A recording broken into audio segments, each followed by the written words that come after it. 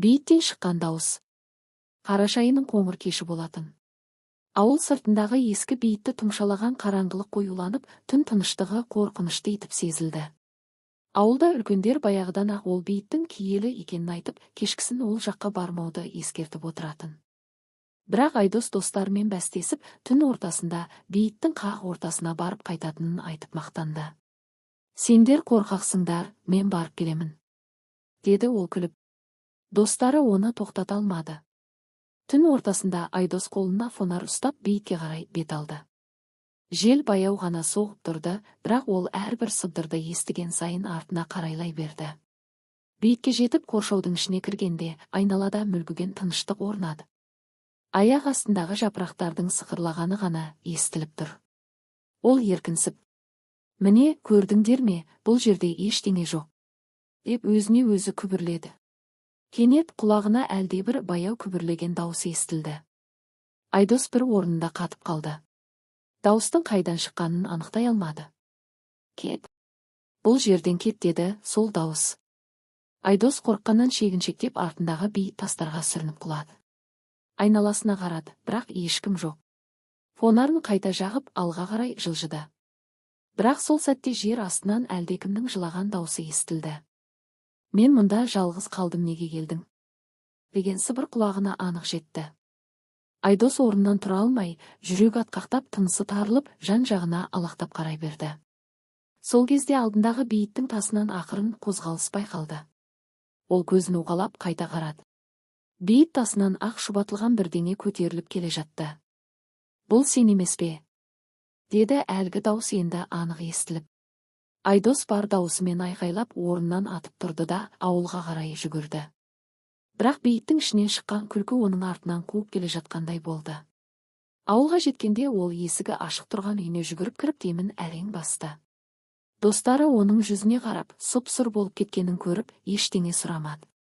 Содан бері Айдос бейіт жаққа жоламақ түгілі, қараңғы түсе сыртқа шығуға да батылы бармайтын. Бірақ әлгі дауыстар оның түсінен кетпей, түн сайын мазалай берді. Айдос сол түннен кейін мазасыздықтың құшағында қалды. Түн сайын түсінде бейіттен шыққан жылаған дауыспен әлгі «бұл сен емес пе» деген үрейлі сөздер қайталанып тұратын. Ол күндіз өзін қалыпты ұстап жүргенімен, түн жақындаған сайын жүрегі біртүрлі сыздай бастайтын. Бір күні көрші ауылдан келген үлкен молдаға Айдос болған жайтты айтуға шешім қабылдады. Әкесінен рұқсат сұрап, молданы үйге шақырды. Ол ер адамның айтқанын мұқият тыңдап, ұзақ ойланды. «Балам, бұл жай ғана елес емес. Сен әлдебір мазасыз рухтың орнын бұзғансың. Оның жалғыз қалғаны жанына батса керек. Оған дұға оқып, тыныштық тілеп бейітке барып кешірім сұрауың керек», деді молда. Айдос бастапқыда бұл ұсыныстан шошып кетті. Бірақ күн өткен сайын әлгі дауыс күшейе түсті. Ол бұл жолы өзімен бірге молданы ертіп бейітке баруға бел буды. Түннің бір уағында екеуі бейітке жақындады. Айдостың жүрегі дүрсілдеп, қолдары дірілдеп, әрбір сыбдырды естіген сайын шошып тұрды. Молда дұға оқып, бейіттің ішіне кірді. Сол сәтте тағы да әлгі дауыс пайда болды. «Кет! Бұл жерден кет!» Дауыстың салқын ызғары екеуінің де жанын түршіктірді. Молда дұғасын күшейтіп, жерге шырақ жағып қойды. Бірақ кенет жел күшейіп, әлгі шырақ сөнді. Айдос қорқынышын жеңіп дірілдеген дауыспен: «Кешіріңдер мені.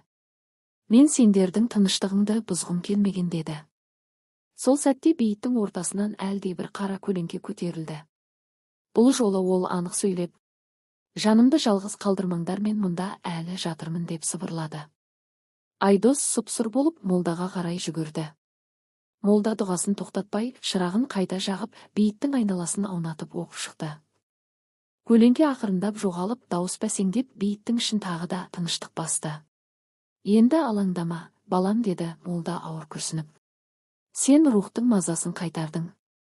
Бірақ есіңде болсын, мұнда жерлерді құрметтеп тыныштығын бұзбау керек». Айдос үйіне қайтқанда бойынан ауыр жүк түскендей болды.